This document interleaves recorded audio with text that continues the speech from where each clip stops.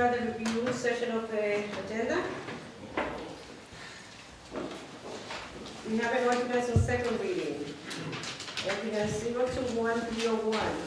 An ordinance to amend ordinance 0-101-006, fixing the salaries and wages for police officers of the city of New Brunswick, local 5823 and 23A for the years 2010, 2011, 2012, and 2013, providing for the matter of payment thereof. Again, we're cleaning up some, I'll call them typographical errors that were in the previous ordinance. It's not any new money or not any new negotiation with police officers. An ordinance for discussion on first reading. Ordinance 021-302, an ordinance to amend and supplement the revised general ordinances of the city of New Brunswick, chapter 12, traffic and parking, adding two residential handicap parking zones at 137 Handy Street, 72 Paul's Boulevard, and deleting two residential handicap parking spaces, 72 Paul's Boulevard and 424 Livingston Avenue. Resolution 021-349, approve agenda amendments. Resolution 350, approve payroll from 2213 to 21513. Resolution 351, authorize refund for redeemed tax sale certificates. Resolution 352, approve award of contract with DMR Architects for architectural services for the design, repair, and replacement of roof at the DPW yard for two buildings, not to exceed $16,800 per an open. Resolution 353, resolution to set a hearing for review of license conditions for Drobigal. Resolution 354, approve emergency temporary appropriations for 2013. Resolution 355, approve, disapprove relaxation or modification of special conditions for 2012-2013 liquor license term for the Gala Cafe and Restaurant, 156 Commercial Avenue.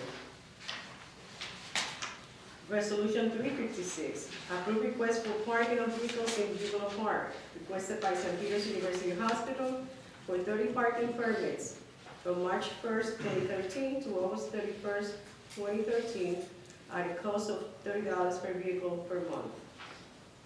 Resolution 357, approve request for street closing and use of city property, requested by James C. Heron Memorial Foundation. The location is Joyce Kimmer Avenue at 9th Street to Seaman to Joyce Kimmer Avenue to Memorial Park. Park location, Memorial Station for 9th annual 5K run and walk to benefit the James C. Heron Memorial Foundation. On Saturday, August 31st, 2013, and Sunday, September 1st, 2013. Saturday, the times are from 3 p.m. to 6 p.m. and Sunday from 6 a.m. to 4 p.m. Street closure on Sunday from 7 a.m. to 11 a.m. Resolution 358, appointment of council members to the Board of Trustees of the New Brunswick Sister Cities Association, Inc. We've not previously talked about that. Ms. Garlotti was that for the last 2 years. She was willing to serve again. I don't know if any rest of you would like to see you all be involved with Sister Cities. So the resolution is in blank. You tell me what you want. We'll adopt it that way and type it. Resolution 359, approve resolution to refund escrows to Jane Stephan, 176 Sixton Avenue, for $3,167.97.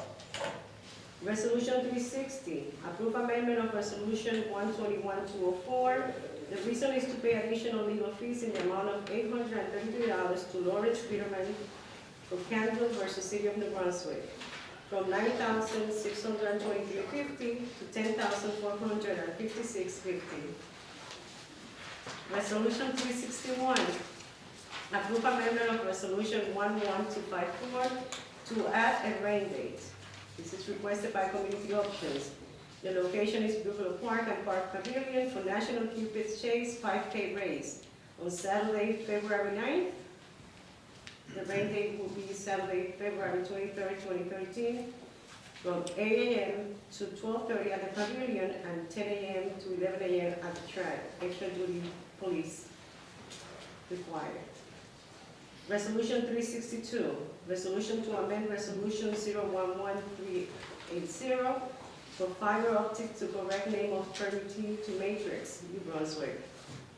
Resolution 363, authorize payment for emergency procurement, Department of Planning, Community and Economic Development for emergency housing shelter for Barbara Ocasio, 66 Siemens Street, with Gold Star Group, Inc., doing business as Howard Johnson Express, Inc., not to exceed $714.89.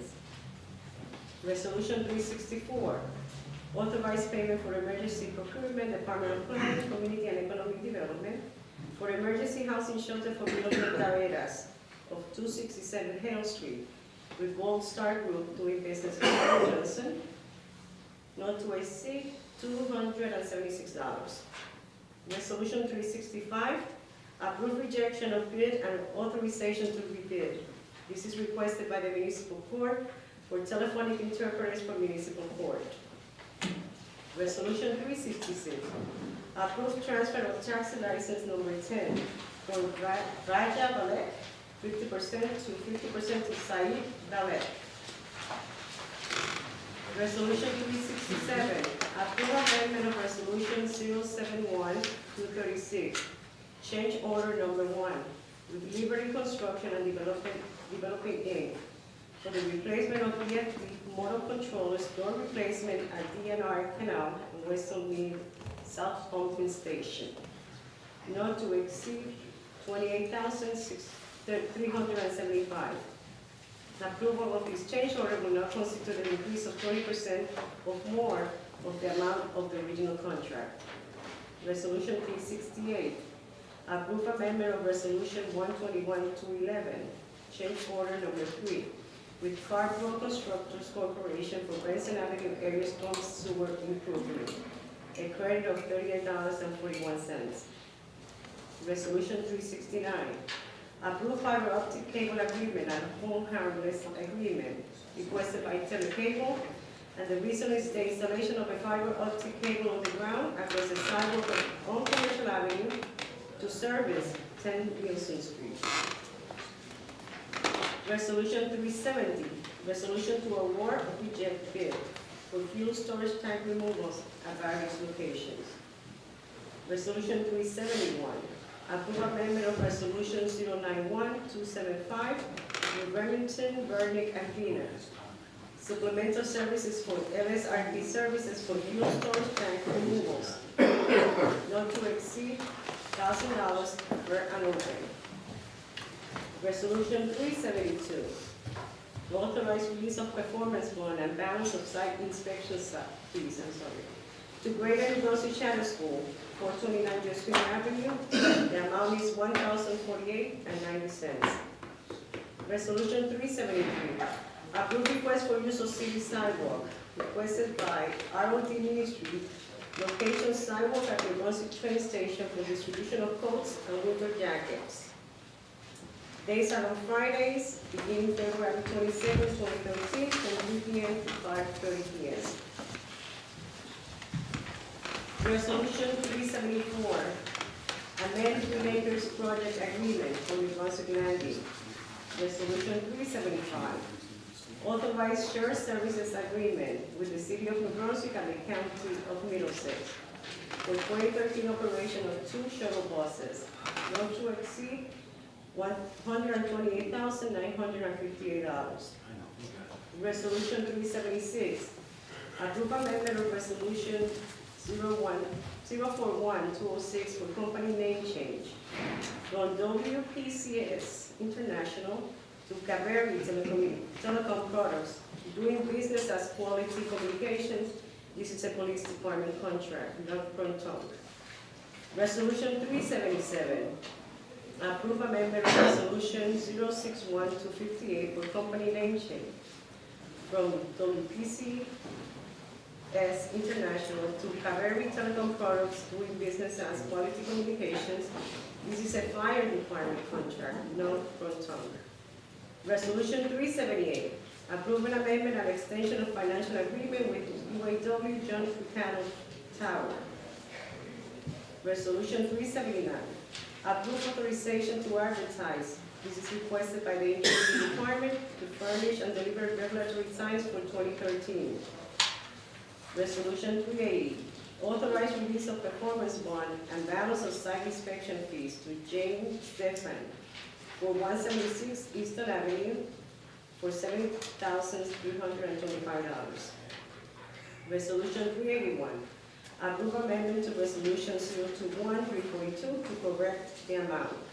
The reason, one, is to delete payment for work not done in design phase, and two, to add payment for completion of sealed museum fit-out plans. This is with Design Ideas Group, and this is for the Fire Museum and Community Center, not to exceed $6,000. And I go back in a couple of items. Number 70, which is item 22, we are making an award. At the time the resolution was put, the agenda was put together, the question whether it's going to be awarded or rejected. If we look at the resolution in the packet, you'll see that there was a bid that could be accepted. Oh, so it's an award. I also wanted to go back to 5 and 7.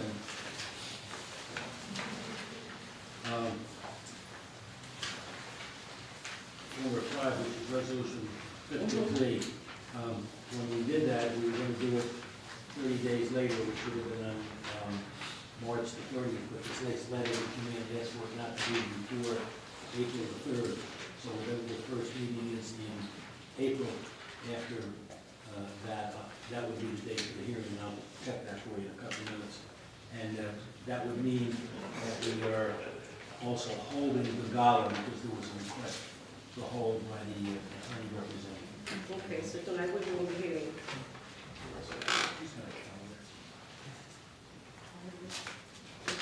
And Ms. Escobar, I don't see Reverend Sylvia Simpson here, so I just wanted to reiterate for resolution number 73, we'll approve her request to distribute coats and winter jackets, and we'll revisit the distribution of pizza in the summer when we've had a chance to speak with her. Okay. Anything else, Ms. Anderson? And we sent April 3rd, is answering April 3rd, so that resolution that I mentioned earlier will be April 3rd rather than March 30th. So that would be resolution 353. The one with the. Yes, for El Tropical. Tropical. Okay. At this time, the meeting is called to order. Councilmember Anderson. Here. Council Vice President Egan. Here. Councilmember Fleming. Here. Councilmember Garlotti is absent. Council President Escobar. Here. Please be advised that the notice requirement of the Open Public Meeting Act has been complied with and satisfied in the annual notice, which gave sufficient notice of the time and place and conduct of all public meetings of the Municipal Council of the City of New Brunswick, has been filed with the city clerk and has been placed on an appropriate bulletin board in the lobby of City Hall, New Brunswick, New Jersey. It has been transmitted to the official newspaper for the City of New Brunswick, namely the Home News Tribune. Pledge of allegiance. I pledge allegiance to the flag of the United States of America and to the republic for which it stands, one nation, under God, indivisible, with liberty and justice for all. You could pause for a moment for those Americans and Afghans who have lost their lives in the war. Thank you.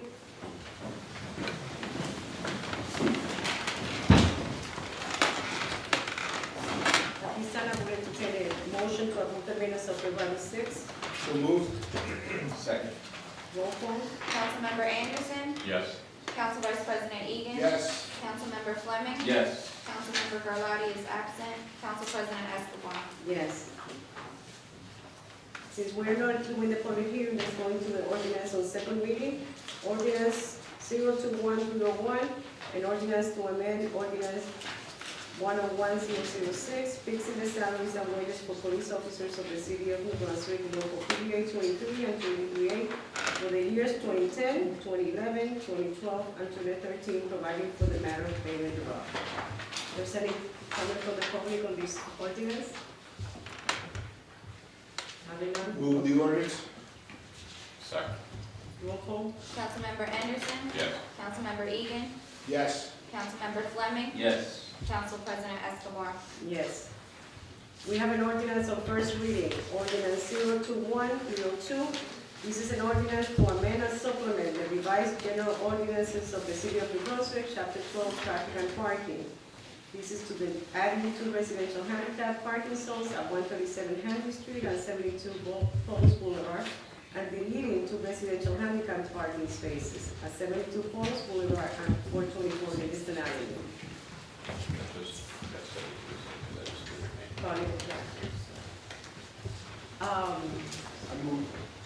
No, any comments? Antoine, sorry. There's 72 Boulevard, Paulus Boulevard there's one to delete, and then to add a 72 Paulus Boulevard. Is it a license, it's a different placard? Yes, the first one was a zone, there's no packet here at all. Okay, And the new one, she ordered a zone, so we put a packet number on. okay, thank you. You ought to know that Mrs. Gordani's here. Scarlatti here, duly noted. Any comments from the public on this specific ordinance? Can I have a motion? Move the ordinance setting down March 6th, same day to be advertised. Second. Roll call. Councilmember Anderson. Yes. Councilmember Egan. Yes. Councilmember Fleming. Yes. Councilmember Garlotti. Aye. Council President Escobar. Yes. At this time, we're going into the resolutions. Resolutions, starting with resolution 021-349 to resolution 381.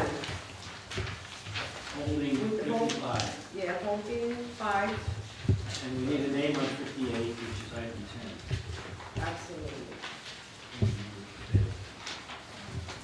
10. And also, with the changes also for 373, that we just doing the course and winter holding on for the pizza. Yes. Ms. Escobar, I think Reverend Simpson has in fact just walked into the room. I just wanted to explain to her that we're going to approve your request for distribution of coats and winter jackets for the following Fridays, the remaining Fridays in February and all of March, and that at a later date, we'll entertain your request to hand out pizza during the summer. I think we need the Middlesex County Health Department to comment on that, and that's the only reason we held up. We were not able to get you on the phone earlier in the week to talk to you about that. Is that okay? Yes, okay. Any comments from the public from, about the resolutions that we just had from 349 to 381 at this time?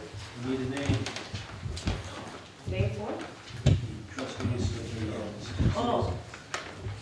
I'm not here. We got the name. Thank you. Elizabeth Schindler. Comments from the public now. Mr. Carter. Yes, Charles Cradaville, Fifth Ward, New Brunswick. I wanted to ask about, give me, the financial agreement for the John Percano Tower. What's the amendment? Extends the time for it, and it increases the amount of money that's going to be paid to the city. The two contracts above it, 28 and 29, wired and Young Pro Tongue. They're existing contracts, but we're changing the name at the request of the vendor. Understood.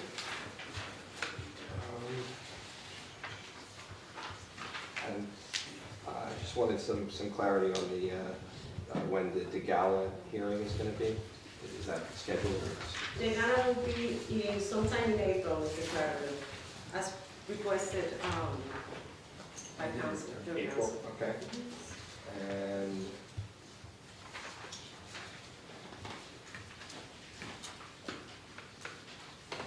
apologize, I think that's all I have. Thank you. Oh, I'm sorry, let me correct myself. The gala is on March, I'm sorry. I think that's El Tropical, that's March. No, the gala, April is for Tropical, and the gala will be in March. Okay, the resolution for Tropical says March. And we corrected that You before we corrected got. it. Okay. Yeah. Understood, so March 6th for Degala, Yes. the very next meeting, okay. And then I did find one other thing, I wanted to see the amendment to the Green Acres project agreement, what is that for? It's a request from Green Acres. We have a document between us and Green Acres which indicates the amount of money that they've either given us in the form of a grant or in the form of a loan for the development of the New Brunswick Landing project. The New Brunswick Landing project is really a county project, but the Green Acres office wants the document between the city and Green Acres to reflect the most recent lending that they have made against the project, and we're simply reflecting that. Just so everyone knows, the county services the debt entirely, even though it's in our name. The county, by separate agreement, services any debt and repays any Green Acres loan related to the project. Any other questions from the public regarding the resolutions? Yes, Mr. Stewart. Richard Stewart, 90 Nielsen Street. Could you give me a little clarification regarding that on, what's it, page 6, the UAW agreement? What is that, Howard? It's an existing financial agreement that went for 30 years, which is about to run out. And under the statute under which the project was developed, that can be extended beyond 30 years. It can't usually under the regular law, but under that one it can be, and that's what they've asked for. They're upping the amount that they're going to pay, and this resolution increases the term and the payment. What are they paying for? What are they paying? Yes, in lieu of taxes or Yes. something? Yes.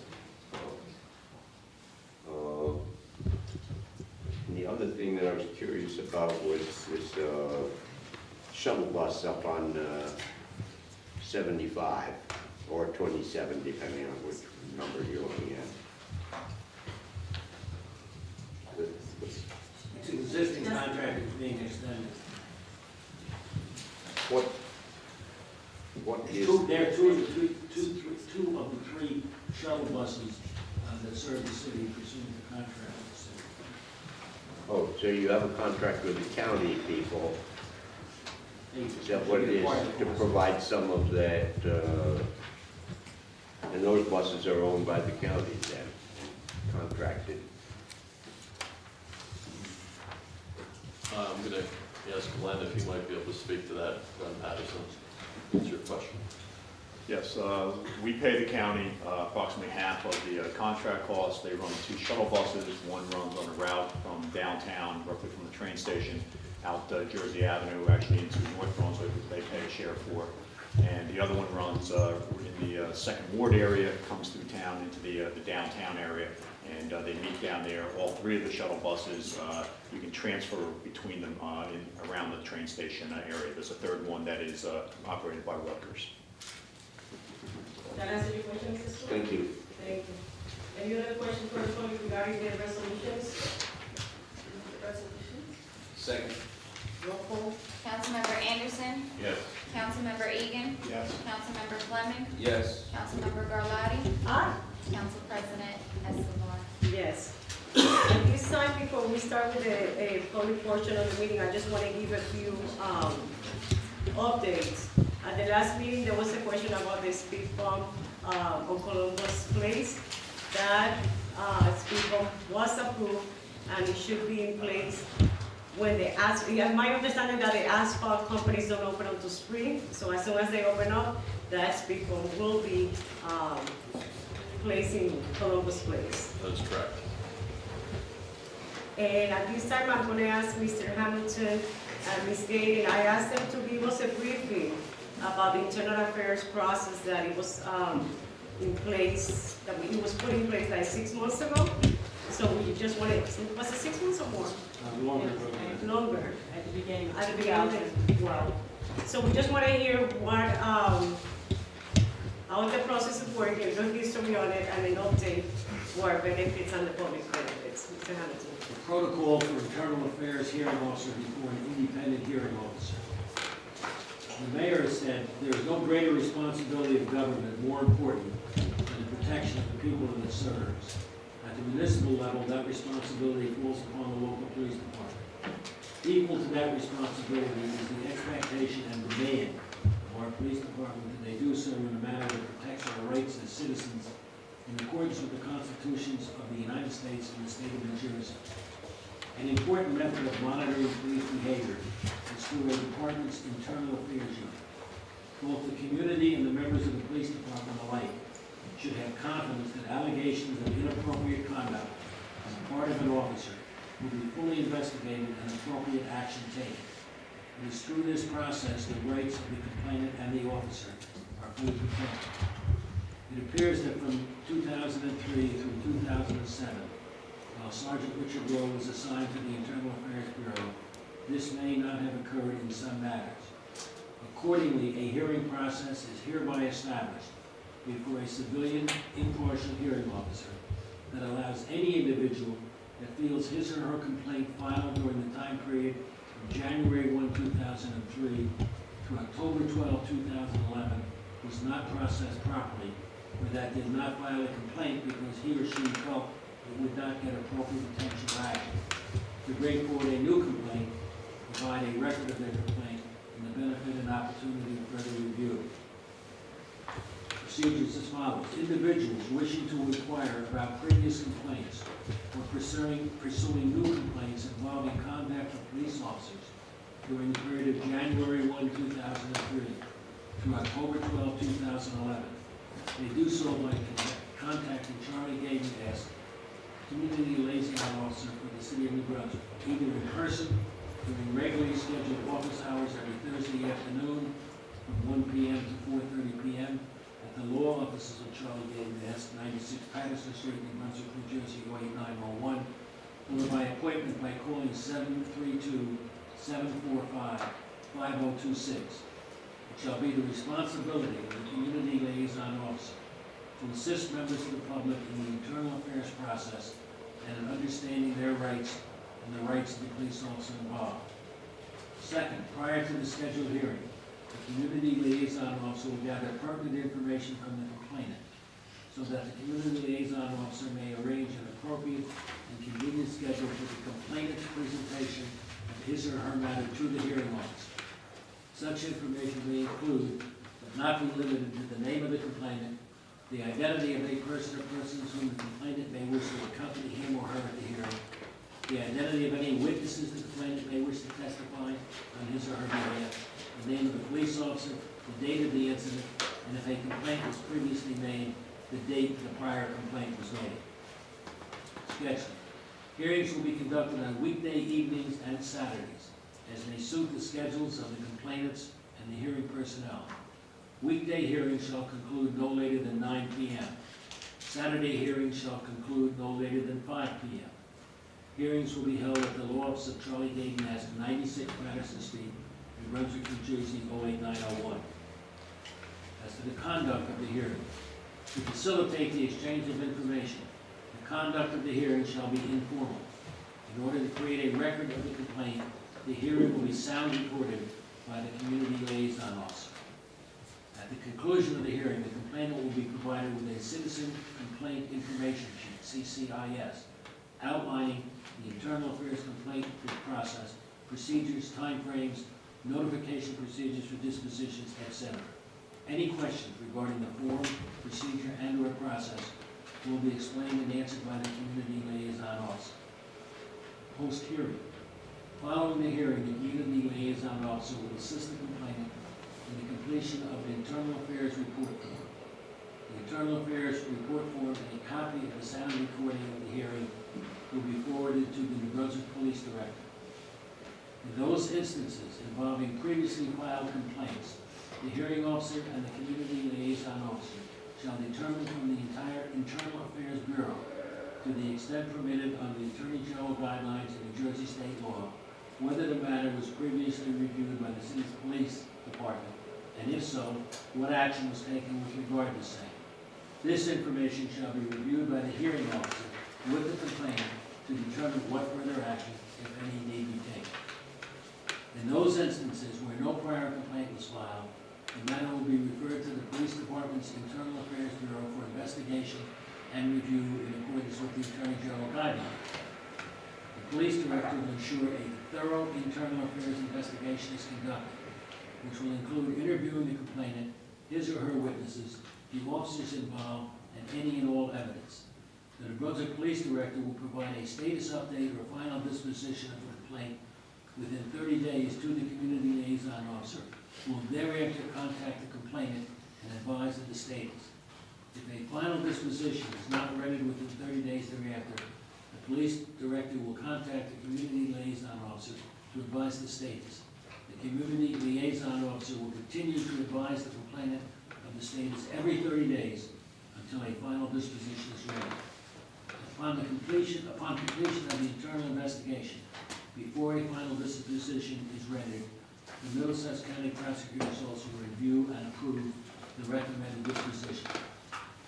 As far as reporting, the hearing officer shall provide a monthly report to the mayor containing at a minimum the following information: A, the number of complaints received; B, a breakdown of the types of complaints along with the date of the incident complained of, which may include the following: excessive force, improper arrest, improper entry, improper search, differential treatment, demeanor, other rule violation, and/or other criminal violation.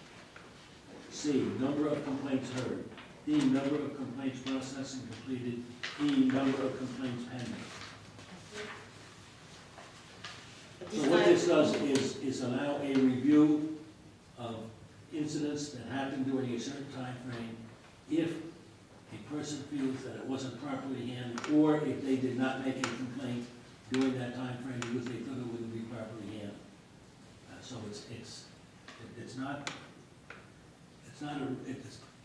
let me say that, I think that's enough. Okay. Ms. Gaten, you're gonna give us more or less an update on the cases, you know, that you have. In 2013, I have spoken with 3 individuals. There's only been one individual who requested a hearing regarding an incident that happened within that time frame. I've spoken with the individual, his matter is being investigated, and we are in the process of scheduling a hearing for that individual. I keep a log of everyone who calls me, their name, their address, and all the information that I take from them. And the police director and I review that once a month. At the last council meeting, we have a concern with one of the residents, Mr. Shabazz. Mr. Shabazz. Yes, You Mr. have it? Shabazz. I wasn't here, but I understand that he complained that I had not contacted him. Mr. Shabazz is correct. He sent a letter back in June. He had sent previous letters that, frankly, I didn't know how to answer. But this particular letter, I take full responsibility. I don't know if he's here or not. Okay. Great. I take full responsibility for not getting back to you. And I apologize for that. I do have the letter. If you would like for us to sit down and meet and schedule a hearing, I am available for you. You can call my office tomorrow, and if you want to meet tomorrow, I'll move some things around to sit and talk with you tomorrow, if that is what you'd like. Thank you, Ms. Gaten. At this time, any general comments from the public? Would say any? Yes, Mr. Cradaville? Yes, Charles Cradaville, Brunswick. I just had 2 questions today. I wanted to ask first about Lieutenant Tierney. Is he once again on the police force? Captain? He is. And when was that change made, and how does the council feel about that? The change was made, I believe, the first Monday in February This year. of this year, yes. And does the council have any response to that? We're about here to that.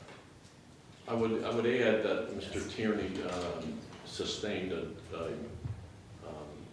double demotion, for lack of a better word. He has gone from, I believe, a captain rank back to patrolman. Part of the conditions for coming back. So this raises more questions. Lieutenant, excuse me, not captain. Formerly Lieutenant Tierney. So this raises more questions. Is it proper procedure, is it typical for the council to be informed of promotions, demotions in the department, officers being asked to leave the force or being able to rejoin the force after they've adjudicated their charges against them? I don't see that anything that was required was not done. Should the policy maybe be changed? Should the council know about this? Should they have known about this? Did they know about this? I did not communicate with the council. I don't know if anyone else spoke with you directly. Like I said, this is the first time I'm hearing about it. I'll speak for myself. We have not heard, but duly noted. Thank you. I hope the council wants to know these things, and I hope they Thank you. do know in the future. So my other question is just, I mentioned at the last meeting that preliminary research shows the mayor is not a member of this coalition, Mayors Against Illegal Guns. Is there anyone in the room who can tell me why that's not the case? Why is he not in that coalition? Or am I mistaken?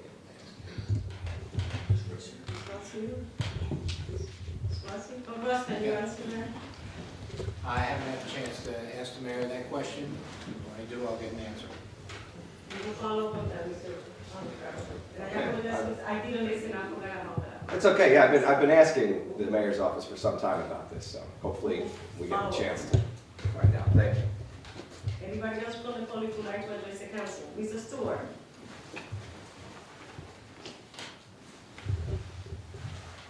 I'm just wondering whether we have a functioning inspection department in the city or not, because I don't see, down in my neighborhood, I don't see anyone paying any attention to some of the litter that is there. Also, there is a problem on the street right by Chandler Clinic. Some years back here, they had a metal plate, a drain came from the parking lot out to the curb. There was a metal plate that kept sliding down, and I kept complaining about it. So finally, they came, and I watched them doing it. What they did was put in a drain across there and do it with concrete. And when they were doing it, I thought those people do not have any idea what they're doing. But they went happily along and did it, but ever since then, it gets clogged up.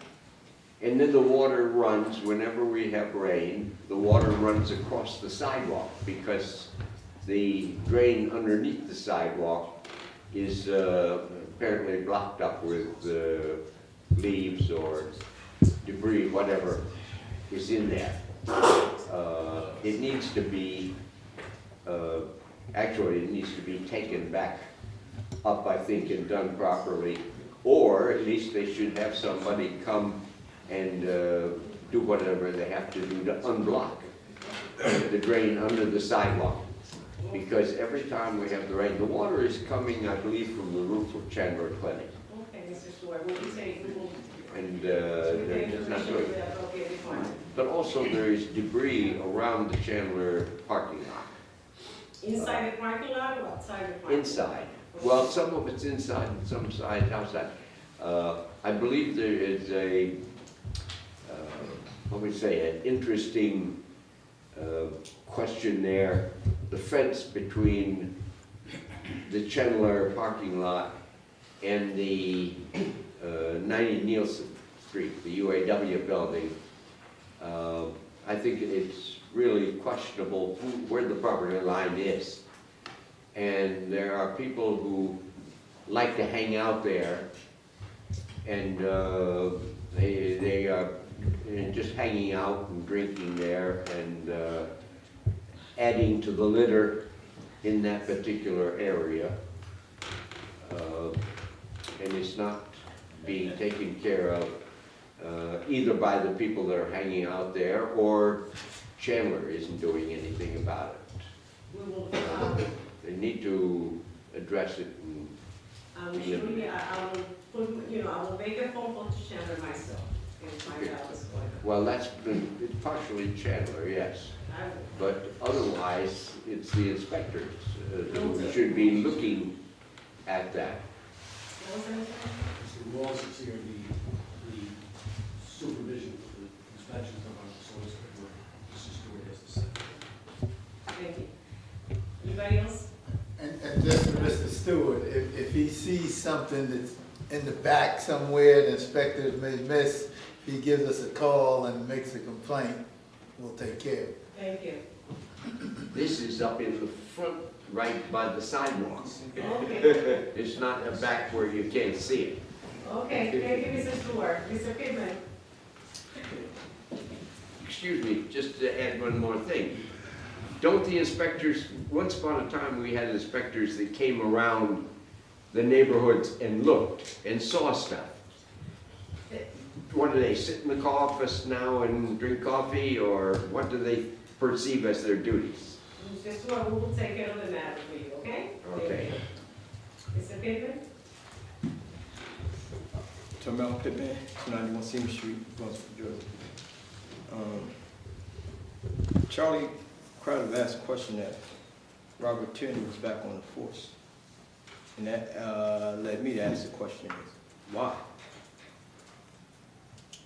And we will find out. We have nothing. You just heard that we were not aware of that situation. Okay. I don't even know if everybody's aware of what is the situation with Lieutenant Attorney in order to comment or anything else. So, but we will fully know. I have another question. Is it true he has 19 departmental charges? Who? Does Robert Tierney have 19 departmental? Again, Mr. Pittman. Ask him. At this time, I don't think that's the right forum for that, because we have no idea what's going on. So let us find out, Okay. and then who's over there. Is it true he works in the communication department? Ask him. Again, Mr. Pittman, Is it true that he has his own office? we already talked about this, we're not going to discuss that because we don't have enough today. So can you just move forward, or Wait. is it? I'm asking, you want me to move forward with a concern, but I know more about this officer than you do. So maybe you should listen to So me. let us find out so we can make a decision, and then we'll. I'm telling you things, you're saying you don't know anything. I'm Thank you. giving you We're gonna things. find out about what is the situation, and as soon as we know, we will respond, and we will be able to make an informed decision. Anything else other than this I'm not gonna, concern? this is a big concern. Again, and I acknowledging that we have no knowledge, can we move forward? We're gonna find out, and then we'll do it. But Thank you. you had to February, the beginning of February, Thank you, Mr. Pittman. to find out. What's the next comment, please? This- Anything else? The comment is, this is a lieutenant. Thank He you, should be Mr. held to a Pittman. higher standard than any other officers. Thank you. Anybody else? Now, we had other If you wanna officers- continue. Listen, we had other officers that did less than he did and are no longer on the force. Thank you, Mr. Pittman. Again, we will follow up. But he gets his own Have nothing to office. say. Again, thank you for your Can we comment. get Raheem Byron back on the force? Anybody else want to? Is this a racist, department? Have a seat, and we will talk later. Then we can Yes, talk sir. now, while the cameras are rolling. Name and address, please. Sure. Hello, my name is Justin Havler, 290 George Street. I'm a student at Rutgers, you can tell. I'm currently with NJ Prague, statewide student-funded nonprofit group. I had a question for the council. So I was wondering if I can get a formal expression of your opinion on the Citizens United v. Federal Election Commission Supreme Court case pertaining to campaign finance reform. Is there, have you formulated any explicit opinion about it yet?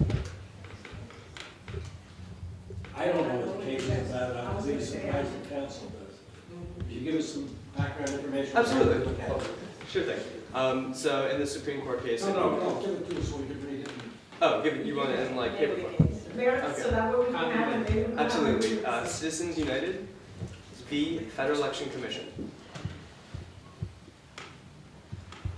Absolutely.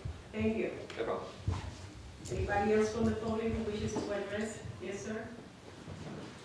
Name and address. Timothy McDougal, I live in the Somerset section. I just wanted to know, is there any way that we can appoint a new community liaison officer? Or we just stuck with Ms. Charlie Gaden? Is there any- Community liaison also is appointed by the mayor. If he decides to appoint a new one for any reason, either because he isn't satisfied with what the game does, or thinks she's working too hard or whatever, that'll be up to the mayor. Okay, because I mean, to me, that sounds kind of unfair, especially since, from what I'm hearing, Charlie Gaden's brother is a New Brunswick police officer. So, I mean, doesn't that cause some type of conflict, being as though we bring in concerns to her about officers, but her brother works at the same department? I mean, If a complaint was made against Mr. Gaden, Officer Gaden, then she would not be able to handle it. Exactly, she wouldn't see it. but I mean, what if her brother has, relationships with officers that I'm bringing to concerns, to her about? I mean, how would that play out? Like, how would that work? That sounds kind of unfair. You can address that to the mayor if you wanted to. I would send it. He's the one who makes that appointment. I mean, does the mayor ever come to these city council meetings? Because I would love to address him. Well, you could call his office and make an appointment. Yeah, I mean, but calling, I don't think that's really going to go too far. I mean, Write a letter. Yeah. write a letter? I mean, And this you- brother right here wrote a couple letters to Charlie Gaten, and she never got back to him. So why would I sit there and waste my time writing a letter? It sounds like a waste of time. But I did see you when you asked. But you promised me to see me the next day, and I called, and next thing you know, you didn't see me. No, Then I had to make another arrangement to come down and see you that next week, and then I went down there and I spoke to you for like 45 minutes for nothing. No, sir. When you just sent me right to the police station to file a complaint with Internal Affairs. I mean, it seems like you're kind of like brushing me off. Excuse me, if I may, that conversation, she already answered that conversation. At the end of the meeting, if you would like to address anything related to that, just talk to Ms. Gagan. I know that the next day she wasn't available but she did meet with you at another time. So the meeting did take place, not at the time that it was scheduled, but it did take place, right? So she did see you. Right? Am I correct? I mean, yeah, slightly. Thank you. Yeah, I mean, But if anything, if you have anything, that you would like to talk to her about, just at the end of the meeting, just reach out to her. There's a process, we just discussed the process today, that's why I asked her to be here to talk about the process. I don't want specific cases, because I think that's personal, and I don't need, at this time, what is, the details of it. But, she saw you, she already gave an update on it, so if anything else, meet with her at the end of the meeting. I mean, as far as my case, I don't really consider it personal because, or private, because the case was bogus, it was made up, and eventually, if I don't get answers here, I'm gonna go to somebody who is gonna make a big deal out of it. I'm not just gonna sweep this under the rug, I'm not just gonna quit and just, that be that. You I'm have gonna the get right used to seeing my face, I'm gonna keep coming down here until I get some type of action. have Because the for that right cop to do what he did to me is illegal, and, I want some justice. I mean, you guys sit back like you have nothing to do with it. I mean, maybe you can help me in that area. The case, like I said, you met with her, there's a process, if that process is completed, is still ongoing. So you have the right to seek any, to go anywhere you want that you feel that you will get what is it that you're looking for. So you have the right to come here, you have the right to go someplace else, go wherever, to whatever extent you feel that would be. I should be able to come right here and get answers, but it seems like I'm not getting We it. gave you answers, and she did the update. It seems like I'm getting swept off, like I'm just getting disregarded. Because the process is still going, you're following the process. If that process didn't go, there's also a hearing that you could request from. So you have to sit down with her and, follow and wait. Sometimes it takes time. I don't know where your case is at this point. But again, I would suggest, if you can, please, to talk to her at the meeting, and after the meeting, and then follow up. Okay, thank you. The gentleman. Yes, sir. My name is Jose Negron. I live in 272 Sanford Street. This is my first time being in one of these city council meetings, so bear with me. My issue is more like a comment, or I am the father of a slave victim, Joshua Negron, as you see in my shirt here. My son was murdered on November 13th of 2012. Now, this murder happened in New Brunswick. New Brunswick is only a 5-mile radius, as we can see, more or less. I've been in New Brunswick since 2000. So, from what I hear, this is a 5-mile radius city. Could somebody tell me how in a block from Remsen Avenue to Lee Avenue on Hell Street, in less than a month, you had 3 murders. 3 murders, all which was young individuals. You had the girl, Jessica. 2 weeks later, you had the brother, June. And 2 days later, you had my son, Joshua Negron, murdered at a candlelight vigil. Now, from what I hear, in New Brunswick in 2012, there was 3 murders. In 2013, there was 8. So at the time of the girl Jessica's murder, there already been 5, which was a whole lot more than the year before.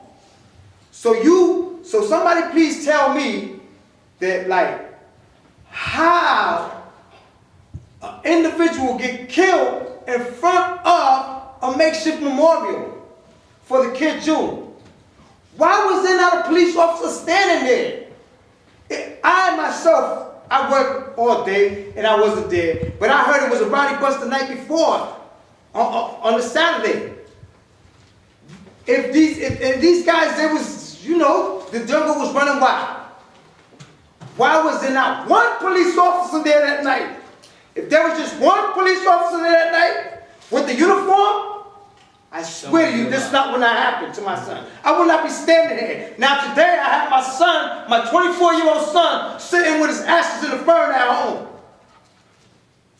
Why? I noticed, like I said, I've been here in 2000, I noticed when they have a funeral on Remsen and Sanford Street on that church, the blocks get locked down. When they have a funeral on the one on Powell Street and Livingston Avenue, the other funeral, the one on Hale Street and Livingston, which I'm sure are not funerals for blacks or Hispanics, that block gets locked down. So why was there not a police officer standing there that night? And if there was a police officer, my son would not be murdered today. My son would not be murdered today. I'm telling you, this is 3 murders in less than 2 weeks, 3 weeks, a month. When do the lieutenant goes up and say, hold up, let's put police presence here? Because again, we're not talking about, you know, the stick-up kid from the block that got killed, the molester. We're talking about 3 kids. One was 24, one was 17, and the other one was 3. These were kids. These were kids. When do you guys say, let's put this police presence in, and let's see what's going on? Because I guarantee you again, because my thing is, I believe your mentality, along with the New Brunswick police officer mentality, is like, let them kill each other's. Let the animals kill each other's. Then we'll have more time in our hand. But you know what? The kid June, he wasn't that important for one police officer to stand there on his candlelight vigil. And for that reason, my son today is dead. And this is, let me tell you, this is on a Monday night, 11:15. Which Tuesday, work day, next day. This is not on a Friday night where everybody's hanging out night. This is not a Saturday night. This is on a Monday. The next day's a work day. When do you go up on the 10 and say, listen, enough is enough. 10 o'clock, let's start shutting this down. Let's put the police presence out here. This is going on for 3 days. You guys had your morning. Let's get some orders here. But none of that was done. And again, for that reason, my son today is dead. Somebody dropped the ball in here. One of you guys dropped the ball in here. There should have been a police officer there that night. And for that reason, my son is dead. And again, like the gentleman said, the mayor gets the guns. Come on. This is small. This is not no New York City. This is not a big metropolis city. This is a small city. We had 8 murders last year. 8 murders too much. Somebody's not doing their job. And I'm talking about parole officers, probation officers. You see guys out there, you see the same faces out there. People on parole committing crime. Why are they not being searched in their house of thorough searches and all that? Like going after these criminals before it gets to that point where they pull the trigger. But again, somebody dropped the ball. You guys dropped the ball. My son wasn't no saint, but you know what? My son does not deserve to be in a box with his ashes. Somebody dropped the ball. And you guys need to wake up on this. I mean, I'm not into the politics, I'm not into the gun control, and I tell you what, that gun control is bullcrap. Because you know what? The guys over there that are legal to buy guns, they're not the one committing the crimes. You know who committed the crimes? The same guys that you guys not out there monitoring. Yeah, you're quick to smack somebody up that's innocent. But what about the real criminals? You know who the real criminals are in New Brunswick, but you don't go after them. And for today, my son is dead. Somebody here and somebody in that police department on November 13th, on 11:15 at night, dropped the ball. Thank you. Thank you, Mr. LeBron, and I sympathize, you know, and I... It's too late for that. My son is gone. Nothing will bring him back. I understand, but I just wanted, you know, I personally wanted just to offer my sympathy. Anybody has any comment on that? Anybody else from the public wishes to address? Yes, Mr. Stewart. Can you tell me who decides the rules regarding parking meters in the city here? Whether they're going to be 2-hour meters, 4-hour meters, 10-hour meters? It's spelled out in the ordinances that are And who, passed by council and signed by the mayor. and who requests the changes? Ordinarily, the parking authority or maybe the police department, usually the parking authority. Okay. The reason I'm raising this question, there used to be meters right out here that were 15-minute meters because they wanted to allow people to come in the post office and come and go. They have now changed, and all along over here, 8-hour meters. Now, how people are supposed to go into the county, the surrogate's office, the county clerk's office, or the post office, when people can come and park for 8 hours. I don't think it's intended that people would park to go to those offices in front of the post office. But if you get a hold of Mr. Karen, he can probably give you the rationale that was in people's minds when they made the recommendation to council with respect to what the time limit's going to be on parking meters at that location. I think the rationale is that they have their brain turned off when they came up with that idea. Mr. Stewart, Ms. Gardner would like to address, you know, something related Yeah, to the... because what they did, when they did that, they gave no thought to anybody. People coming to City Hall can park in the City Hall parking lot. But theoretically, people coming to the post office or going to the surrogate or the county clerk's office or anything, they have no parking. Now they can come over here and park if they know about it, but theoretically this parking lot is for people doing business here or in the annex. There is no parking. Excuse me, Mr. Stewart.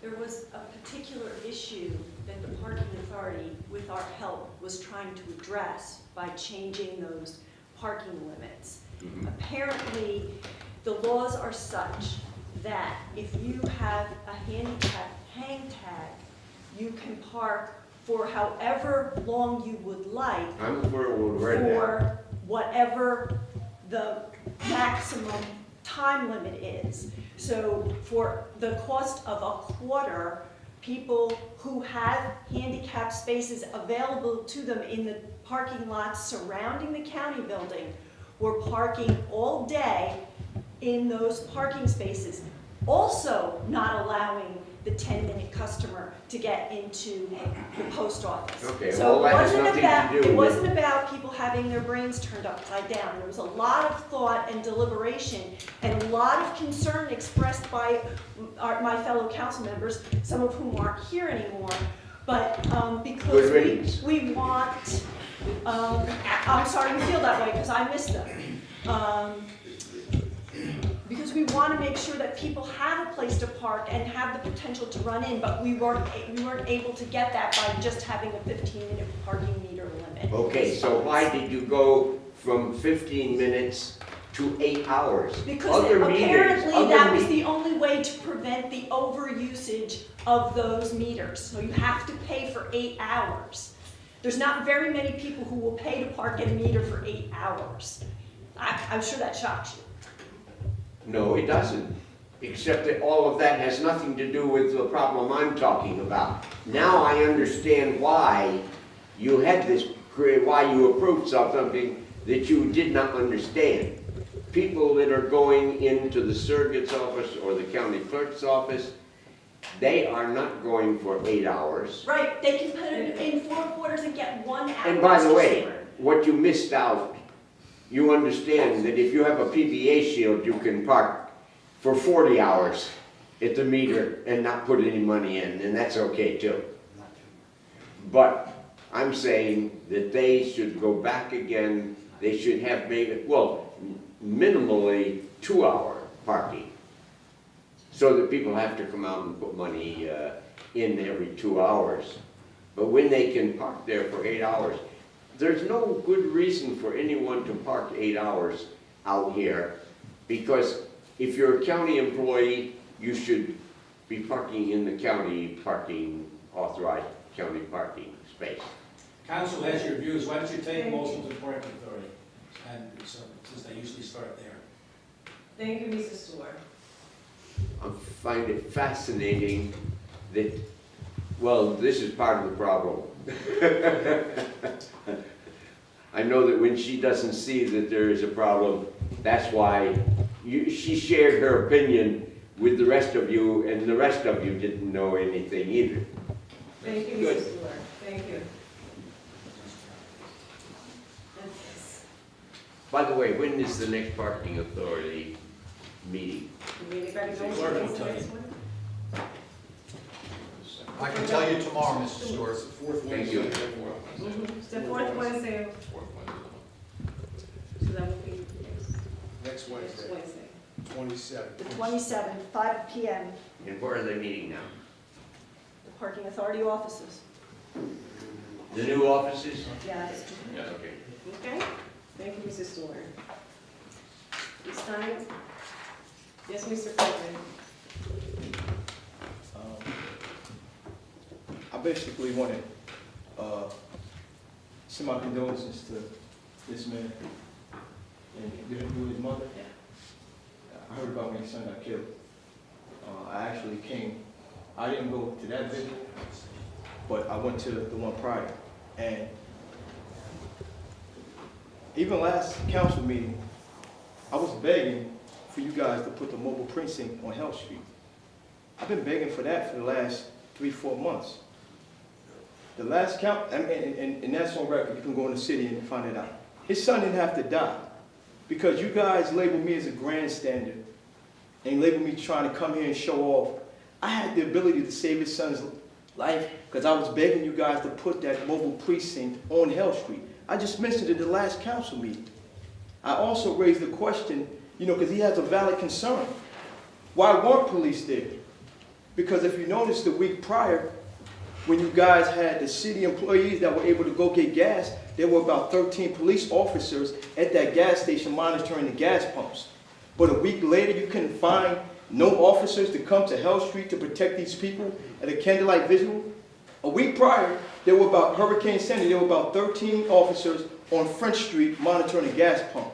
A week later, 3 murders happened, and not one police officer can come there and monitor the area. You could put the mobile precinct at the public library, but you can't put it on Health Street. You're telling, and you're gonna insult this man by saying you give him your condolences when you know I was begging you guys to put that mobile precinct on Health Street. You're gonna actually insult him? Mr. Pittman, I think that you have been asking for that to move to Hill Street and all the precinct in the last few weeks. I don't recall that That's prior to that. the last 4 weeks.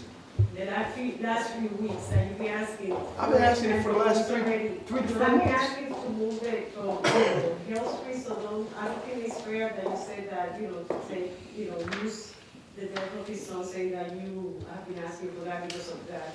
So let's just be fair. Okay, is it more, all right, I'll scratch that. Is it more important to monitor gas pumps on French Street or keep this young man's son alive? I don't gonna answer that because I don't know, we're at a state of emergency, there were things going on, and I'm not gonna compare one thing with the other at this time, but I appreciate your comment. I know that you asked for it, and you were told at the last meeting that I was in an area, Hill Street, at that point that the police considered that it was an area that needed the mobile precinct there. The mobile precinct has been going throughout the area, the city. Again, the police is the police director, the police, they are the ones. Captain Milligan, would you like to say something about where the precinct is placed and how is the decision made of where to place the mobile units? Wherever the need arises based on the circumstances, the decision is made by whoever the shift commander is working. And obviously we have to remain dynamic as things change. Thank you. I'm sorry, so again, basically where it's needed. So 2 murders prior to that, which was only within weeks apart from each other, so that wasn't a call for needed. 2 murders before that. That's it. That don't make no sense right there. And you know what? After the next day, I brought this up to the same police, the next day, they had that mobile precinct on Hell and Remsen regarding that makeshift. The next day after Josh got murdered. Again, he said where it's needed, so you got Jessica got murdered, 2 weeks later the kid June got murdered. Kids, let's be mindful, these are kids.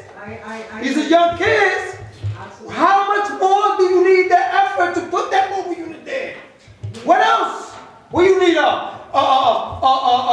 thing that happened in Connecticut? Listen, them things that happen in Connecticut and Columbine, things like that happen. People, they fly out the edge and things like that will happen, unfortunately.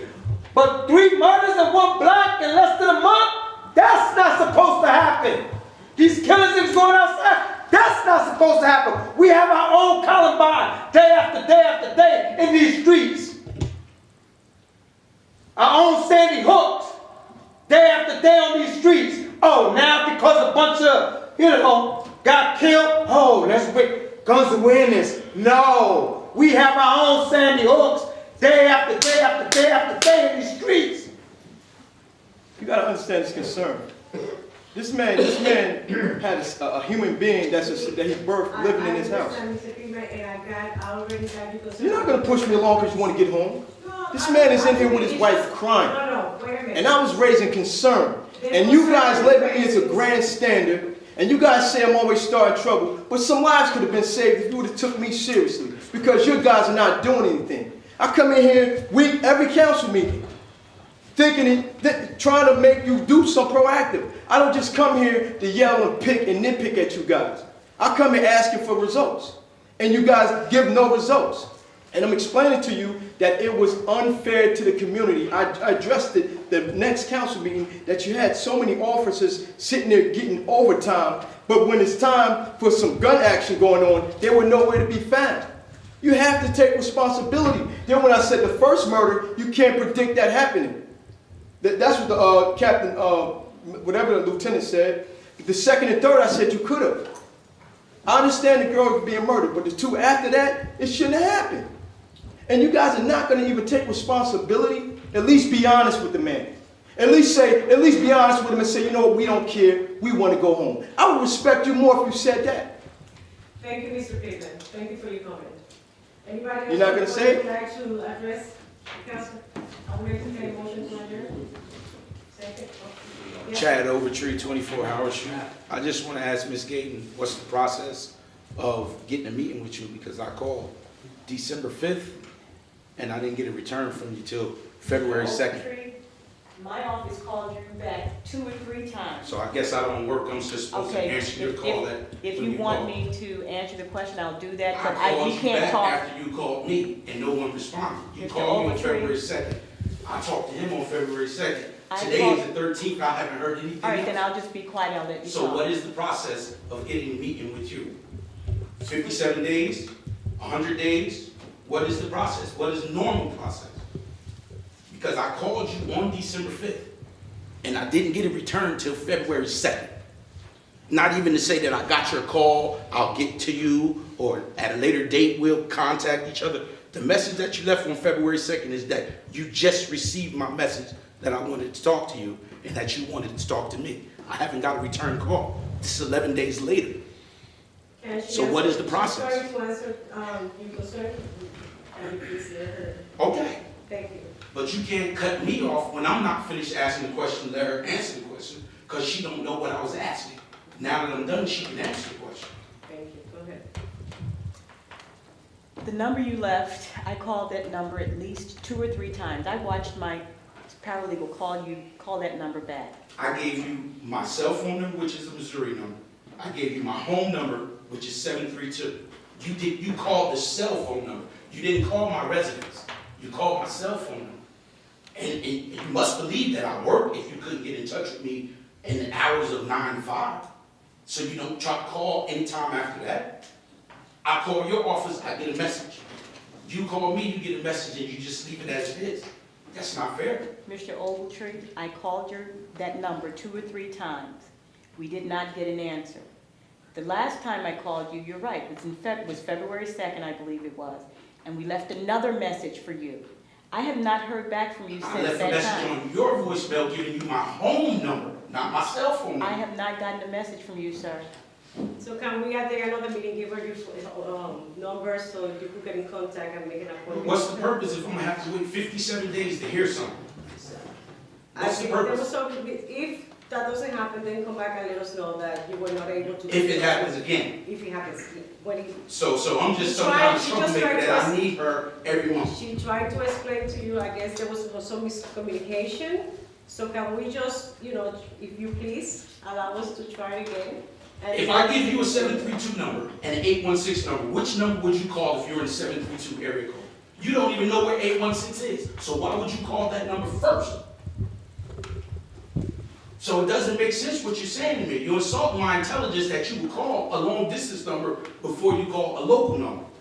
And then 57 days later, and then I called her back and I heard nothing. Today is the what, the 20th? Okay. That was the second. I'm going to address you because I can't speak while Mr. Ogletree is speaking. I called the numbers that you left at least 2 or 3 times. I watched my paralegal call him back. We did not get a response. To this day, I have not received a response from Mr. Ogletree. If he would like to have a meeting with me, I am available. I keep saying that over and over. We have a process that's in place that provides transparency. I have no interest in not calling him back because I don't know who he is. If he wants to have a meeting with me, I am available, no matter whether he leaves a 732, 816, 848, or any other area code. So can you please allow us to, try again? She will get tonight, get together and so that way you can plan a meeting. Okay, Thank we'll you see so if that much. works. We'll Thank see you if so that much. works. We had a Motion motion. to adjourn. Second. Roll call. Councilmember Anderson, Yes. Council Vice President Egan, Yes. Councilmember Fleming, Yes. Councilmember Garlotti, Aye. Council President Escobar. Yes.